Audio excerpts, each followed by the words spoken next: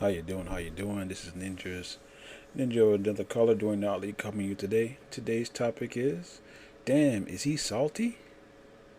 By the power of Grayskull. For the honor of Grayskull.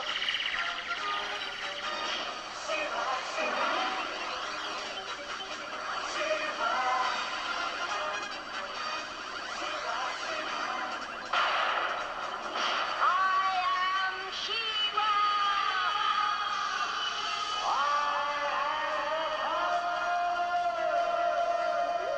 This looks like double trouble.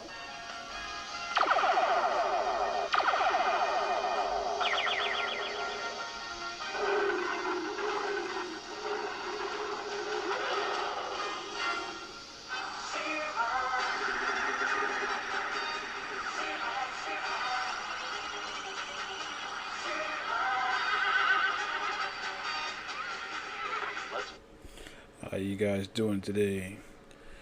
Today we are number of topics today, but we will start with Black Panther 2. They're bringing back Killmonger. I think it's a good idea to bring back Michael B. Jordan. It'll put asses in the seats. They can go two different ways. They can resurrect him or bring him from another dimension. How about that? I know the ladies would love to have Michael B. Jordan reprising his role as Killmonger, because in the comics he was a version of the Black Panther. The MCU is doing a great job. They haven't finished.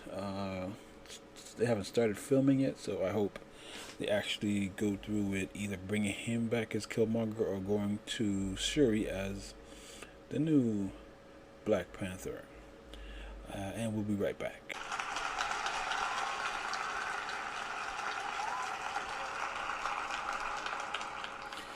Yes, ladies and gentlemen, we're back from commercial break. Remember, you can put your ads on that read so we can go ahead and support your product, rate, review, subscribe to our podcast. Right now, we're going to talk about the Bad Batch. Yesterday was May the 4th. May the 4th be with you. Bad Batch came on, and I think it's a great story. We got Order 66, got Kanan Jarrus, we got Omega, Tech, Hunter. This is, if most of you don't know, this is the time where they were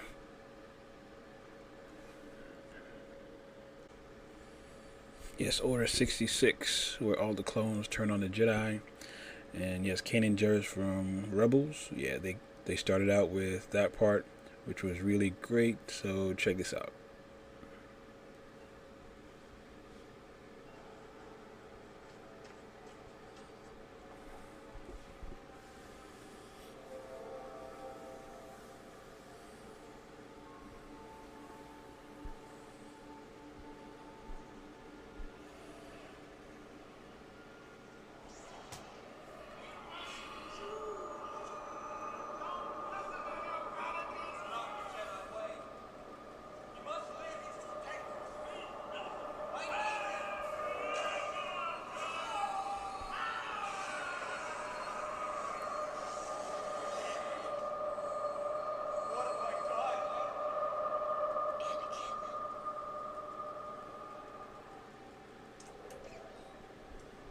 Execute Order 66.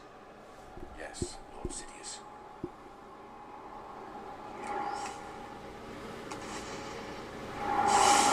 Rex, it's Anakin. I feel like something terrible has happened.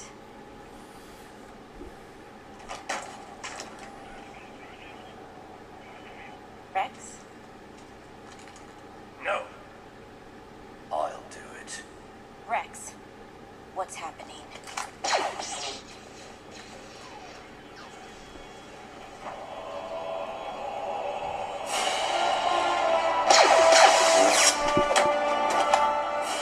Master! Stay back! Find him. Find him. Flash. Find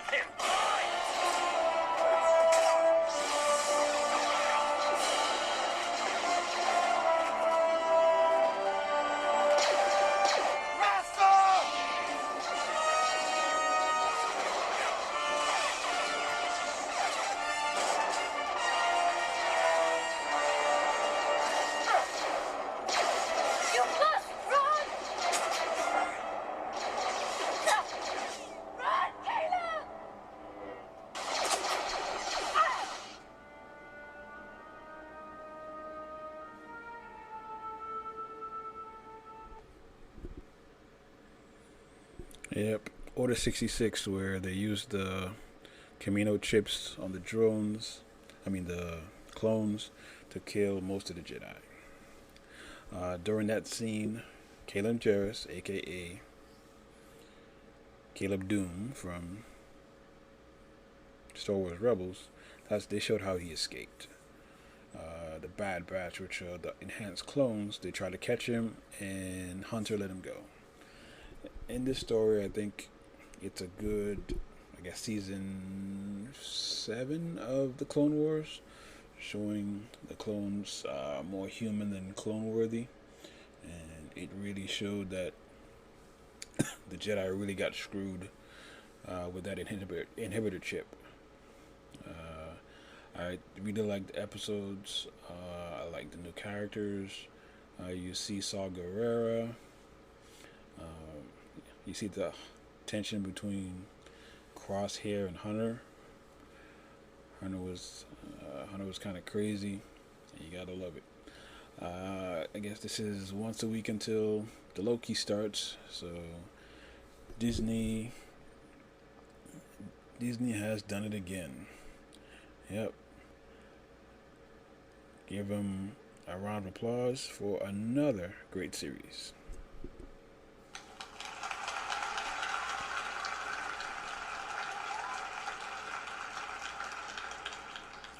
And we'll be back after this commercial break. And we're back. The draft recently just happened, and we just had a good draft, I think. We have a great. I give them A plus for the draft they did, and let's talk about it. We have an unspoken bond, a commitment fused by what we've shared together. A wise man with a dream once told us, the ultimate measure of a man is not where he stands in moments of comfort and convenience. It's where he stands at times of challenge and controversy. Now, from where we stand, pain reveals truth. Resilience is the great separator. Because we will be known for our desire to fight when others would stay down. Make no mistake, we do not seek vengeance. The object of our desire never changes. Greatness is our goal. So here's what we do. Here's what we always do. We stand when they assume us down. We set our vote when they speak of our demise. And we fight when they think of defeat. There is danger in facing a brotherhood who have lived through the fall only to rise again. Now we don't just choose to stand. We remind each other how badly we want. We unite to achieve a glory so great that it requires a brotherhood.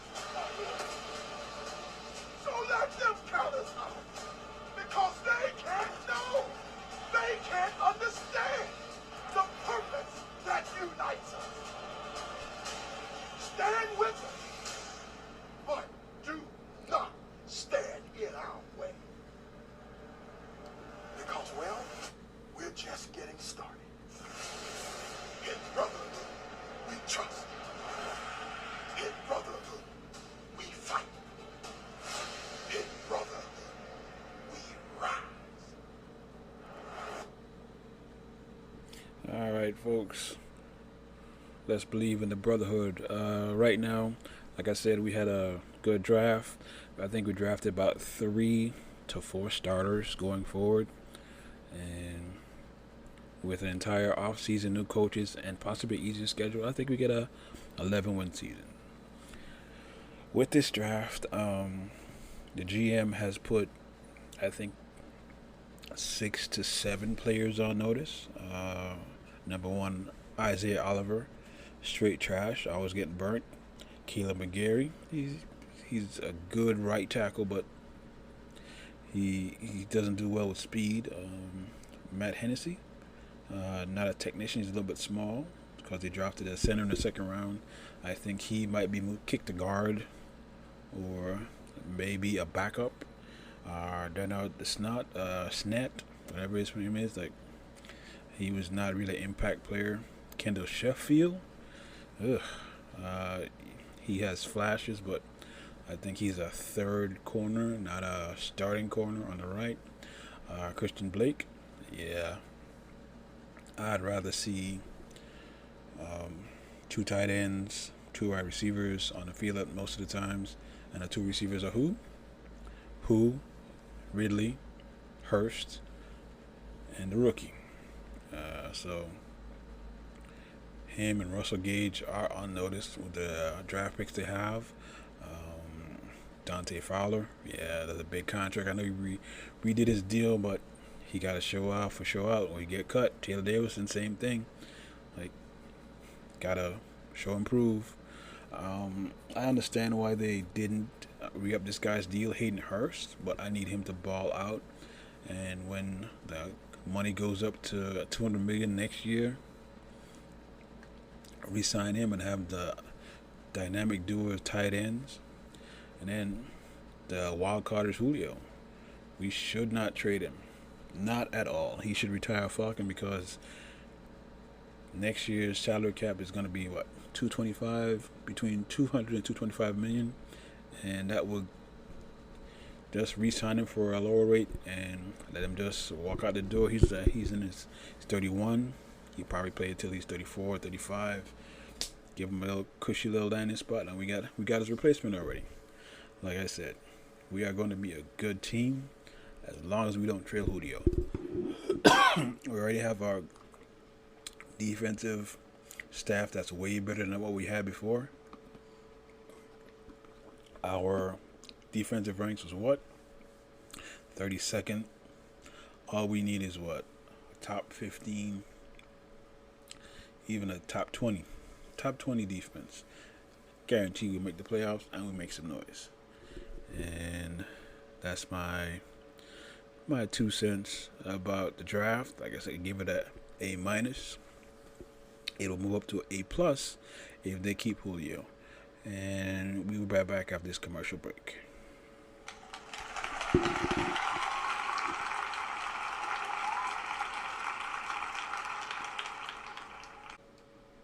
And we're back.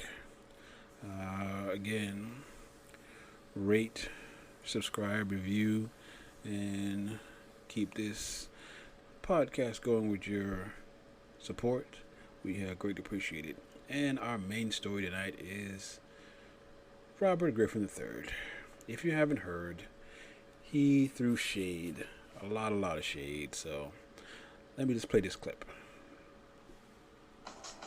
I can tell you right now, number 8 in Minnesota is probably not real happy right now because Kellen Mond represents exactly what he doesn't do well, right? Kellen Mond's the big physical quarterback. He can run it, throw it all over the field. And I don't think that that's something that number 8 is able to do.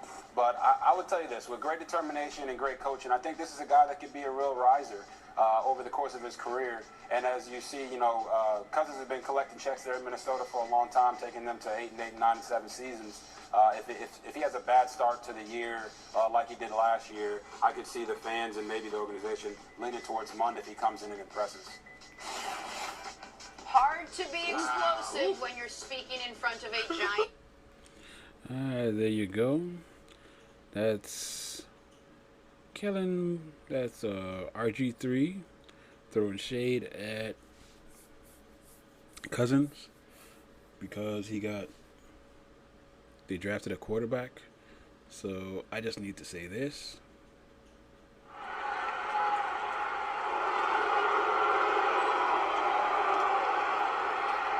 Alright, we don't have halfway bums showing face to another halfway bums. Just because he was smart enough to make $84 million from Minnesota, and you got kicked out the league because you are into your feelings, man. No need to do that. Don't get mad at Kirk Cousins. Kirk Cousins is a dude. He's not a good quarterback, not a great quarterback, but he robbed Minnesota blind. So, got to give him that. And stop throwing shade at him just because you weren't smart enough to fleece a team out of $84 million guaranteed. You should have fired your agent and get your head out of you know what. And we'll be right back. And we are back. We are back, ladies and gentlemen, and this is a good time to say that the Braves are under 500, but we're going to turn it around. Last night, got a win.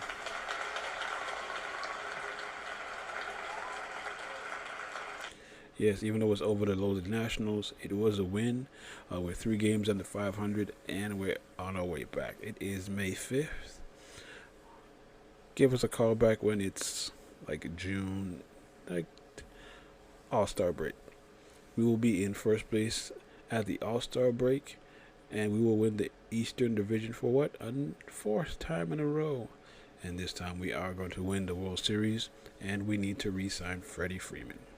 Yes, we do need to re-sign Freddie Freeman, and once we do that, we will make it to the World Series in 2021. This has been another great show from me and Ninjas of Another Color. See you next time.